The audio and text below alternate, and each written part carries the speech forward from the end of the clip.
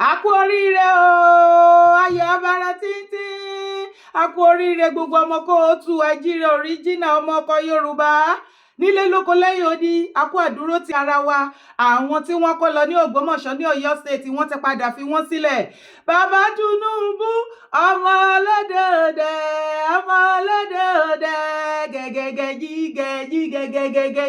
Bàbá Tinubu abiyamọ bọjá gbọrọgbọrọ. Ẹ ṣé gan ni ẹ kú àgbàlẹ̀ wa o àmọ̀rè. President Bola Ahmed Tinubu píbà ẹ ṣé gan ni ẹ kú àgbàlẹ̀ wa o àmọ̀rè. Ẹ wo fídíò. Hello, sir. Our father, we are grateful. The president, sir, we are grateful. We understand your commitment to our safety, and we appreciate all you did for us. You could see in your hand. Thank you very much. And every security operative, they tried so much, and that is why we are still alive now. We are very grateful to you. Thank you very much. Thank you, sir. Very grateful. Thank you, sir. Thank you, sir. God bless you, sir. We are so grateful. Thank you. A kú oríire, a kú oríire, a kú àdúró ti ara wa, a kú àìsàn àti àìwo wa, gbogbo àdúrà wa, àròyé wa, àdúpẹ́ pé kò já sí lásán. Olúwa ó ṣeun, Olúwa ó ṣeun, Olúwa ó ṣeun.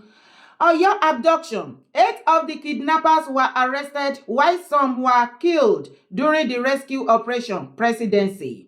Ọ̀yọ́ abduction. 8 of the kidnappers were arrested while some were killed during the rescue operation. Presidency. Tó já sí wípé state ò mọ bí wọ́n ṣe gba àwọn ọmọ yẹn jáde.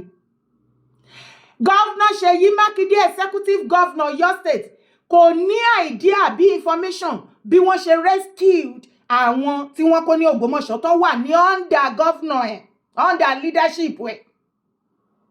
Ṣé ẹ ti rí? Abájọ tí mọ̀mọ́ principal ní ká máa dúpẹ́ lọ́wọ́ bàbá Tinubu. President Bola Ahmed Tinubu pbat ẹ ṣé gan ni ẹ kú àgbàlẹ̀ wa o àmọ̀rè. Ẹ ṣé gan ni ẹ kú àgbàlẹ̀ wa o àmọ̀rè. Inú mi ti dùn jù, inú mi ti dùn jù. I'm so happy. Olúwa ó ṣeun, Olúwa ó ṣeun. Olúwa ó ṣeun, Olúwa ó ṣeun tó kó wọn dé láyọ̀ àtàlàáfíà. Gbogbo family tí àwọn tí wọ́n kó yìí tí wọ́n padà dé, mo kí yín kú oríire o. Mo kí yín kú oríire, mo dẹ̀ kí gbogbo ará Ọ̀yọ́ pátápátá Ọ̀yọ́ state. Mo kí yín kú oríire. Bàmí Gandhi, ọba Ṣọ̀ún Ògbómọ̀ṣọ́, a kí yín kú oríire. Gbogbo ọmọ Ògbómọ̀ṣọ́ pátápátá, a kí yín kú oríire. Gbogbo ilẹ̀ Yorùbá pátápátá láìkú nǹkankan, a kú oríire. Gbogbo kóòtù, gbogbo ọmọ kóòtù, ajíire, gbogbo ọmọ Yorùbá, a kú oríire. A kú iṣẹ́, a kú ìfẹ́ ara wa. Ìgbà yìí ni mo mọ̀ pé ènìyàn ò bò ní lára jaṣọ lọ. Ènìyàn bò ní lára jaṣọ lọ o. Ènìyàn bò ní lára jaṣọ lọ. Ènìyàn bò ní lára jaṣọ lọ o. Ó máa jaṣọ lọ. Àwọn gbogbo ọmọ Yorùbá nílé lóko lẹ́yìn odi. Ènìyàn ṣàlàṣọ tàwa. Pbat! Bàbá Tinubu, thank you, sir. Ẹ ṣé, abiyamọ tòótọ́, abiyamọ dáadáa. Ẹ ṣé. Nígbà tí mọ̀mọ́ principal ti ní kẹ́kẹ́ máa dúpẹ́ lọ́wọ́ yín táwọn náà ń dúpẹ́ tí gbogbo ọmọ ń dúpẹ́ táwa làwa, àwọn ni wọ́n lọlé ẹ̀kún, ajá wọn ló lọlé ẹ̀kún tó padà bọ̀.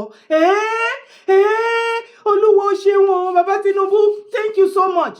Ẹ̀yin èèyàn mi, àbẹ́yìn ò máa wẹnu lẹ̀kẹ́ máa wẹnu ọkọ́.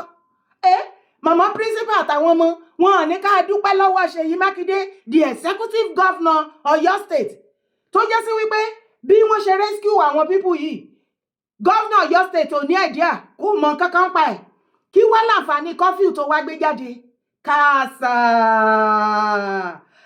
Ṣèyí Mákindé, you are incompetent. You are an incompetent governor. Má padà fi ẹ̀mí àwọn ọmọ Ọ̀yọ́ state trade fún presidency tó fẹ́ lọ o. Gbogbo ọmọ kóòtù ajíire, gbogbo ọmọ Yorùbá original, gbogbo ẹ̀yin ọmọ Ọ̀yọ́, gbogbo wa lọ́mọ Ọ̀yọ́ bẹ́ẹ̀ bí tá a bá dé.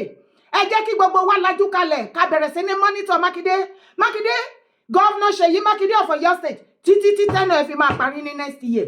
A ò gbúdọ̀ gbọ́ wípé ọmọ kékeré kan sọnù àbí àgbàlagbà kan wọ́n jí gbé níbì kan àbí nǹkan kan dún pín lórí kidnapping àbí attack ní Ọ̀yọ́ State. Àìjẹ́ bẹ́ẹ̀ ò ní láìkì kan tó wà lẹ́ẹ̀ fún ẹ. Because nínú ilé báyìí o ti jẹ́ ká mọ̀ wípé you are an incompetent governor. Wà competent sir. You are a liar. Governor Ṣèyí Mákindé of Ọ̀yọ́ State is a liar. Ẹnu mi gbà kí ló dé tí mo ṣe pé wọ́n ní liar.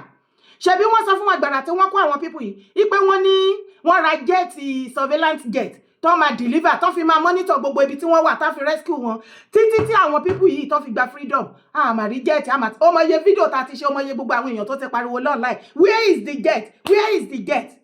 Àrí jet o. Ààrẹ egún tó jáde ká ẹgbà wá lọ́wọ́ Ṣèyí Mákindé. Ṣèyí Mákindé má fẹ̀mí ọmọ Yorùbá má fi ta fàlà má fi ta káìtì lọ́wọ́ àwọn Fúlàní torí pé ó fẹ́ become president. Má fi ẹ̀mí wá má fi ṣe exchange rate. Ṣùgbọ́n kí ọ̀rọ̀ mi kó lè yé yín ká ẹ lè mọ̀ wípé rẹ́rẹ́ ti rún. Ṣèyí Mákindé má ti sọ̀rọ̀ despite the fact wípé kò mọ bí wọ́n ṣe kí ni bó ṣe rescue wọn. Ẹ tẹ̀lé mi kẹ́ wá gbọ́ nǹkan tí Ṣèyí Mákindé sọ. For 7 years, we didn't witness anything like this in Oyo State. I declared to run for the presidency of Nigeria at 4 o'clock, and by 9 a.m. the following morning, the children were abducted. We're still feeling through. Governor Ṣèyí Mákindé èyí tán ní kókó bó yín kó bọ̀ kó máa rí bọ́ ó ní ká má wọrí o òun lè bọ igba abẹ́rẹ́ nínú òkùnkùn ní kíni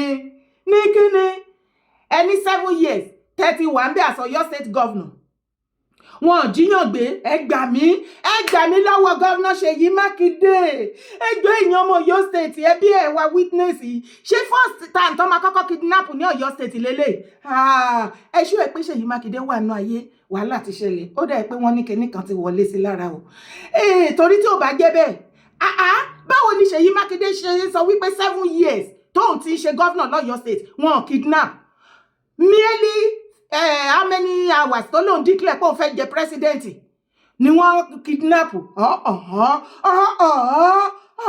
ó dáa kó má dàbẹ́ ni wípé mò ń sọ̀rọ̀ sí yín lẹ́nu ẹ jọ̀ọ́ nítorí Ọlọ́run mo bẹ̀ yín ni ẹ jọ̀ọ́ ẹ̀yin ọmọ Ọ̀yọ́ State ẹbí ẹ̀mí witness ṣé first time tó máa kọ́kọ́ jí èèyàn gbélélé ní Ọ̀yọ́ State láti bí 7 years tí Mákindé tó ti jẹ governor lọ́yọ́ State ṣé first time tó máa jíyàn gbélélé torí mo rántí àwọn tí wọ́n kidnap káàkiri àrí àwọn ṣebí woman kan wà tí wọ́n gbé lẹ́nu ọ̀nà kò ń ṣe ti àwọn Pẹ́ńkẹ́lẹ́ Mẹ́sì o àbí ṣe Adélabú kò ń ṣe ti wọn o àìmọye àwọn èèyàn tá ti gbọ́ tí wọ́n jí gbé àìmọye ní Ìbàdàn tó jẹ́ capital state capital àìmọye tí wọ́n jí gbé báwo ni Mákindé ṣe sọ̀rọ̀ báyìí Òkè Ògùn kò níye ọkọ̀ tí Mákindé kan ti àbádùn Òkè Ògùn anything wọ́n bá àpá gbogbo Yorùbá tó wà ń bẹ̀ because Fúlàní ti dominate ibẹ̀ yẹn torí Kùṣàtàn wà ń bẹ̀ gbogbo Kùṣàtàn dẹ̀ wà ń bẹ̀ yẹn wọ́n mú return ti Mákindé lọ fún àtàwọn kọ́kọ̀sẹ̀ so ó ti fi gbogbo Yorùbá tó wà lókè Ògùn ó ti fi wọ́n jí Fúlàní terrorist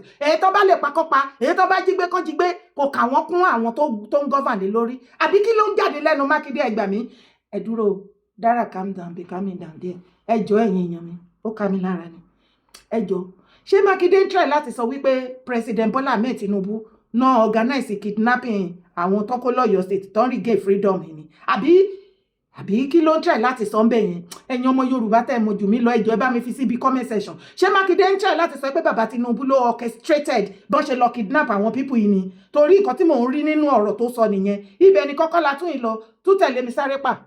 Assalamu alaikum gbogbo ẹ̀yin ọmọ Yorùbá lápapọ̀ ní Nàìjíríà.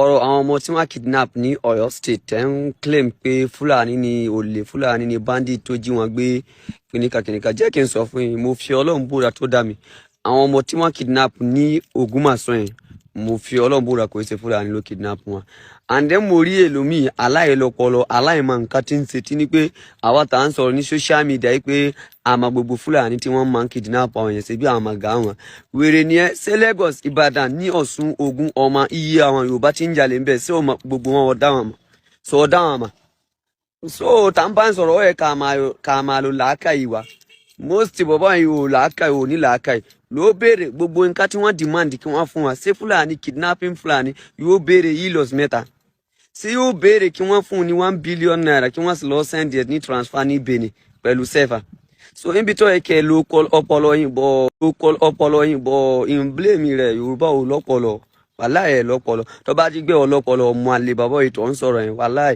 ò ní sọ nǹkan tó ń sọ yẹn so òun bú wa òun ṣépele Fúlàní jẹ́ kí n sọ fún yín èdè Fúlàní tẹ̀rí the whole West Africa kò sí níbi tà sí and then nǹkan tẹ̀ ń try láti ṣe tẹ̀ bá ṣe wàláì yóò jẹ́ níbi tẹ̀ mà torí pé ẹ̀yin Yorùbá state mélòó lè ní state mẹ́fà náà ní Nàìjíríà nìkan lẹ́wà níbo lẹ́wà Nàìjíríà nìkan láà lẹ́wà so ẹ̀yin mélòó ni ga Yorùbá náà ẹ̀yin mélòó ni population yìí mélòó ni tàbá ní ká pe àwa Fúlàní wa tó wà ní the whole West Africa from Nigeria Mali Burkina Niger Cameroon Chad Sudan Ghana Gambia Eritrea kò sí níbi tí Fúlàní ò sí so àsìmọ́ pé nǹkan tẹ̀ ń try láti ṣe ní ilẹ̀ Yorùbá tẹ́ bá ní pé ẹ jà Fúlàní mo fi Ọlọ́run búra gbogbo wa pèrè wa ẹ̀ sì jẹ́ yálà ìyá ni so ẹ lọ́ọ́ ronú ẹ máa ronú kí ẹ tó sọ̀rọ̀ ìní bùyìnbọ̀ ẹ máa ronú ẹ lọ́pọlọ ẹ lọ́ọ́ ẹ ń follow illiterate Sunday Igboho illiterate tó jẹ́ pé òun gan aláìlọ́pọlọ kọ̀mọ̀ nǹkan tí ń ṣe ẹ̀yin náà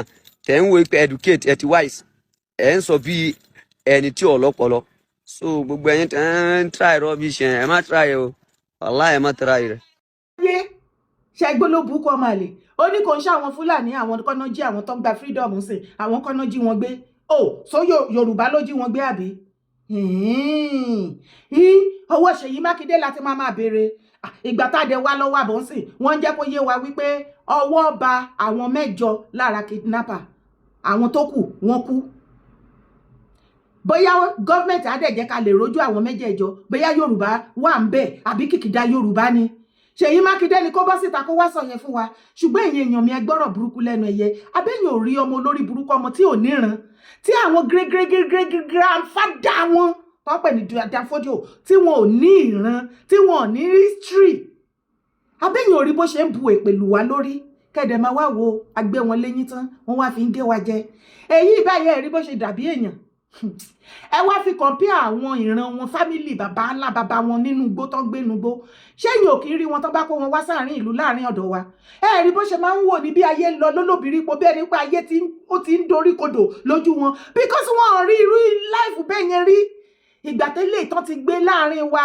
ta ti fẹ́yìn fi wọ́n lára balẹ̀ the same ara fi balẹ̀ tí wọ́n fáwọn èèyàn wa lọ́dọ̀ tí wọ́n ta fi wọ́n lára balẹ̀ ta fi wọ́n lọ́kàn balẹ̀ tọkàn wọn balẹ̀ tán jẹun tán yó tán ìrẹ̀ wọn ti jẹun yó tán wá bẹ́kùnbẹ́kùn kiri àbẹ́yìn ò rí báyìí ṣe rí ibi táwọn ọmọ kóòtù ajíire Yorùbá ṣe rí ibi tá a bára wa kò wá sí ẹgbẹ́ àti ìdẹ̀tí tí ọmọ Yorùbá àti ilẹ̀ Yorùbá ò kì í gbà lọ́wọ́ gbogbo tribe tó wà Nàìjíríà Ìgbò wọn á kóra wọn jọ wọ́n á gbé wọn ní à ń gbé ilẹ̀ Yorùbá ní condition wípé a ní láti fún wọn wọ́n ní láti máa jẹ gọ́fúnà wọ́n ní láti ṣe gbá wọ́n ní láti ṣàwo wọ́n á bu èpè lù wá lórí wọ́n á insult wa wọ́n á bú wa wọ́n á ṣoríṣiríṣi ẹ̀yin àgbẹ̀gbẹ̀ wa ẹ̀ dì wá lọ́wọ́ mú ẹ̀ ní ká má máa jàjà tribalism nọ́dánà òun tún lélẹ̀ báyìí ẹ̀ tún dì wá lọ́wọ́ mú èyí tó ṣẹlẹ̀ níbàdàn lọ́jọ́ a rí gbogbo ìgbésẹ̀ tẹ́ gbé bẹ́ẹ̀ ṣe di àwọn ọ̀pọ̀lọpọ̀ àwọn brothers wa lọ́wọ́ mú ṣé ìran kóòtù ajíire ìran Yorùbá náà ní kókó kú lọ àrùn lọ ilẹ̀ Nàìjíríà ni torí ọ̀rọ̀ yóò fẹ́ yé mi mọ́ kí ló ń ṣẹlẹ̀ o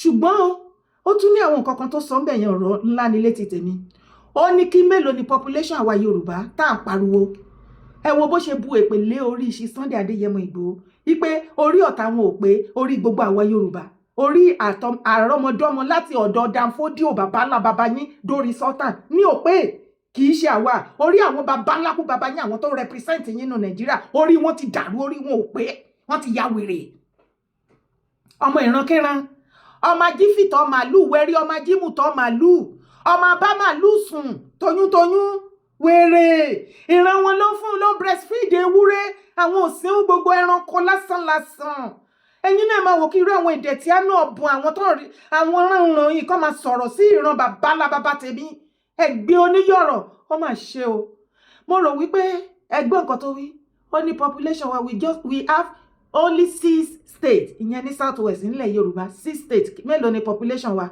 ó ní tí àwọn Fúlàní bá ready fún wa kọ́mọ̀tì ẹ̀ tí sọ Fúlàní the north wípé wọ́n á lọ kó ti Ghana, wọ́n á kó ti Senegal, wọ́n á kó ti Kútọ́nù, wọ́n á kó ti gbogbo the rest of Africa, wọ́n á wá kógun jà wá nílẹ̀ Yorùbá.